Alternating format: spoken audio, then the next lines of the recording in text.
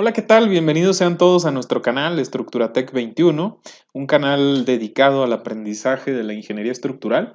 El día de hoy vamos a platicar acerca de un temazo. A menudo se hacen quizá ustedes la pregunta cuando consultan algún libro o cuando consultan algún manual de especificaciones sobre qué es el criterio de diseño ASD y qué es el criterio de diseño estructural LRFD. ¿Cuáles son las dos perspectivas? ¿Dónde están las diferencias entre estos dos criterios de diseño? ¿Y cuál es, digamos, el más actual y qué se prefiere a la hora de diseñar estructuralmente? En este caso vamos a tocar el tema de acero estructural y para ello vamos a empezar definiendo la perspectiva acerca del método o del criterio de diseño en torno a los esfuerzos permisibles. Justamente se llama criterio de diseño por esfuerzos permisibles y normalmente lo van a encontrar con las siglas ASD, son las siglas en inglés. Básicamente es un criterio donde uno diseña un perfil o un miembro estructural seleccionando sus propiedades geométricas, ¿sí?, de la sección transversal, para garantizar que nunca se sobrepase un esfuerzo máximo en el material. A este esfuerzo máximo es justamente al que se le llama esfuerzo permisible. Y por supuesto este esfuerzo permisible queda dentro de un rango, que típicamente es el rango elástico del material, si hablamos de acero. Normalmente el esfuerzo permisible es un porcentaje del esfuerzo de fluencia. Por ejemplo, si ustedes quieren diseñar una sección, un elemento estructural en tensión o en flexión, van a moverse en un rango del 60% del esfuerzo de fluencia del material. ¿Qué implicaciones tiene esto? Bueno, pues que solo estamos aprovechando la ventana del rango elástico del material. Esa es la primera, digamos, el primer contra que tiene el método. Y por supuesto esto genera que termine uno con secciones mucho más robustas que con el criterio más nuevo, que lo vamos a ver a continuación, es el criterio de factores de carga y resistencia. Básicamente el enfoque es seleccionamos los perfiles para garantizar que los esfuerzos inducidos se mantengan dentro de una ventana o dentro de un rango que tiene que ver con un porcentaje del esfuerzo de fluencia del acero que estamos usando, en este caso. La ecuación, digamos, general es esa. En la parte de la izquierda tienen todos los efectos de las acciones, que está representado con la sumatoria de Q sub índice I, y del otro lado tienen las resistencias o las capacidades. Es decir, los factores en realidad afectan las resistencias, ya lo decía, como un porcentaje del esfuerzo de fluencia. En el caso del método más nuevo, que es el de factores de carga y resistencia, se llama LRFD por sus siglas en inglés, es un método que por el contrario utiliza factores de carga, que ya lo hemos platicado en el video anterior, que acompañan la carga muerta o las cargas muertas y las cargas vivas. Esos factores están diferenciados, es decir, se afecta mayor o menormente a un conjunto de acciones, y del otro lado, en la ecuación de la derecha, están las resistencias a esos efectos. Las resistencias llevan su factor de resistencia y de ahí el nombre de este criterio. Normalmente los factores de resistencia son menores a 1, en el caso de las capacidades, y en el caso de los efectos de las acciones son mayores a 1. Es interesante porque es un método que nos lleva, ahorita lo vamos a ver con un ejemplo muy puntual, donde vamos a diseñar con un criterio y con otro. Van a darse cuenta que es un criterio mucho más óptimo, precisamente porque la afectación se da en función del tipo de efecto. Es decir, existe un factor de resistencia para cuando ustedes diseñan un elemento en tensión o en compresión, otro para que ustedes diseñen por flexión o por flexocompresión hay otro factor de resistencia, y esa diferenciación hace que en función del tipo de efecto que estamos revisando o para el cual estamos diseñando el elemento, pues exista un factor de resistencia para minimizar, digamos, o como factor de seguridad, su capacidad. Es interesante. También en este método se introducen los conceptos de estados límites de resistencia y estados límites de servicio. No solo nos toca diseñar por resistencia o por capacidad, sino que también estamos obligados a revisar los efectos que tienen que ver con el servicio. ¿Cuáles son esos efectos? Pues precisamente las deflexiones, vibraciones, ladeos en una estructura. Ya hablaremos más adelante acerca de esos efectos de servicio. ¿Cuál es la historia acerca de estos métodos? Es muy interesante. El método de esfuerzos permisibles o el criterio de diseño por esfuerzos permisibles encuentra en Acero Estructural su primera edición en 1923 y continúa prácticamente hasta la novena edición en 1989. Es decir, es un criterio que se mantuvo vigente durante todo el boom, digamos, de la industria acerera hasta 1989. Y por el otro lado, nace en 1986, en la primera edición del manual LRF, manual del ISC, que es el Instituto Americano de Construcción en el Acero, el método o el criterio de diseño por factores de carga y resistencia, en 1986. De ahí viene la segunda edición, en 1993, la tercera edición en 1999, la cuarta en el 2001, la quinta en el 2005, y a partir del 2005 ocurre algo muy curioso, muy interesante, que es que en los manuales de la ISC para poder diseñar estructuras de acero, se involucra tanto el método o el criterio de diseño LRFD como el de la ASD. Y seguramente se están preguntando, bueno, ¿y por qué se siguió incluyendo después del 2005? Justamente se incluye para todos aquellos casos que tengan que ver con revisiones de estructuras existentes. Imagínense que ustedes tienen que revisar una estructura que ya tiene un periodo de vida útil de 30, 40 años y que fue diseñada con el criterio ASD. Bueno, pues estarán obligados a revisar estructuralmente ese sistema con los criterios con los cuales fue diseñado. Y de ahí que se siga haciendo referencia en los manuales de especificaciones y reglamentos a ambos métodos.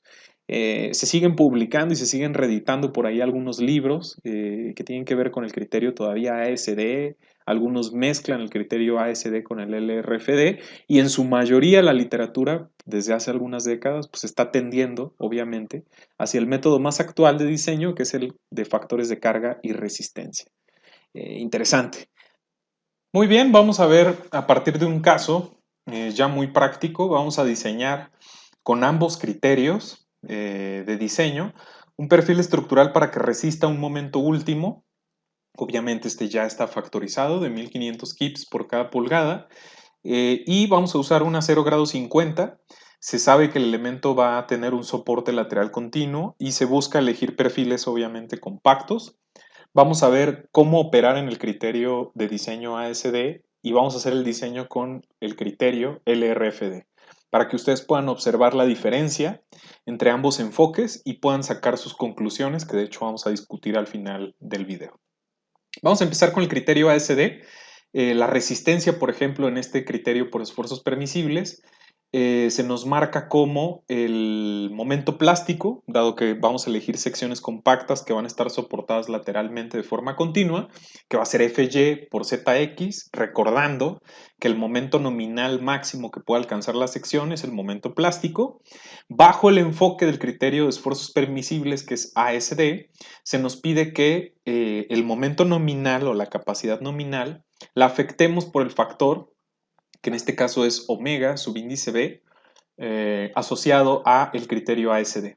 De aquí podemos despejar el valor del módulo de sección plástico, que es Z subíndice X, esto lo hemos discutido en videos anteriores, despejamos o hacemos ese despeje y vemos que si nosotros sustituimos, vamos a tener el factor de resistencia para el criterio ASD, que es el famoso omega subíndice B, es 1.67.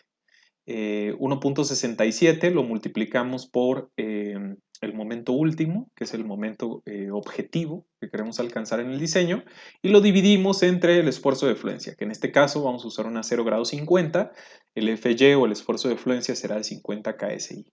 Si nosotros calculamos ZX, nos da o nos demanda un módulo de sección plástico, Z, de 50 pulgadas cúbicas. Si nosotros vamos a tablas de perfiles estructurales en sus regiones o con sus proveedores y nos enfocamos, digamos, en un rango de una sección W, como se les conoce en Norteamérica, o sección I o sección IPR, en el rango de peraltes de 8 a 10 pulgadas, vemos que se requeriría una sección W8 por 58. Y por el otro lado, si nosotros nos vamos a los peraltes de 10 pulgadas, requeriríamos una sección de W10 por 45. Ambas cumplen y se acercan mucho al valor de ZX que nos está demandando nuestro cálculo. Importante notar aquí que omega subíndice B es de 1.67. Si se dan cuenta, en la ecuación de la resistencia, si ustedes dividen 1 entre 1.67, les da 0.6.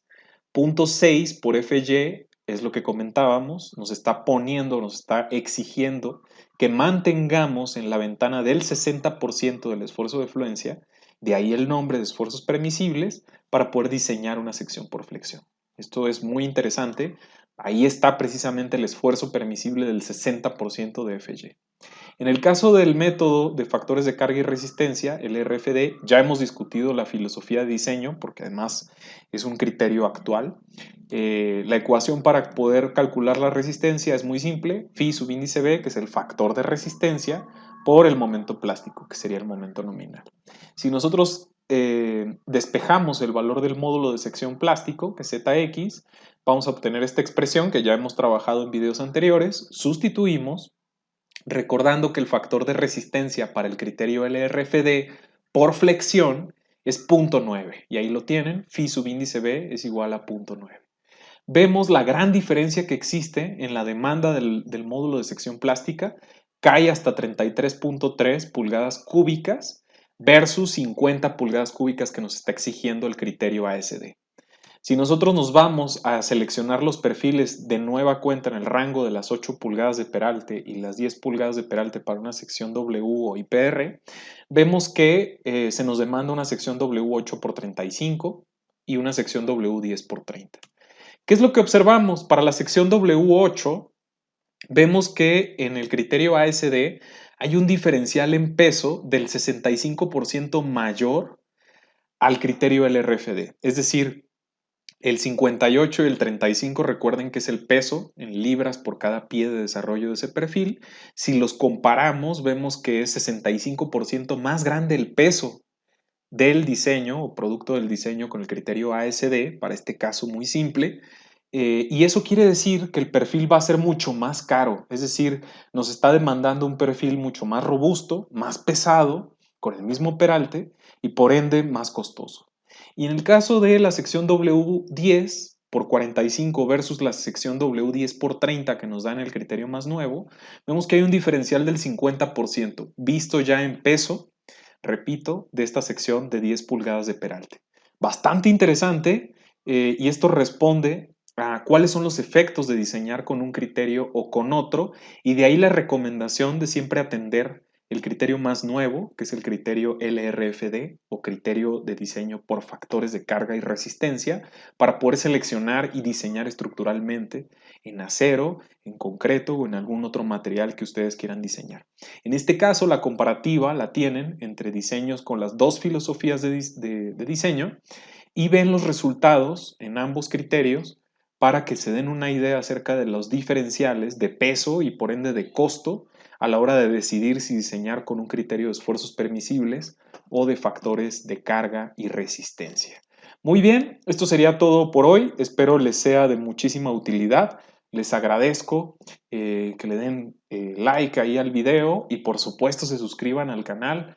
Se los agradecería mucho para seguir haciendo crecer este canal y compartirles más material. Muchísimas gracias. Un abrazo para todos.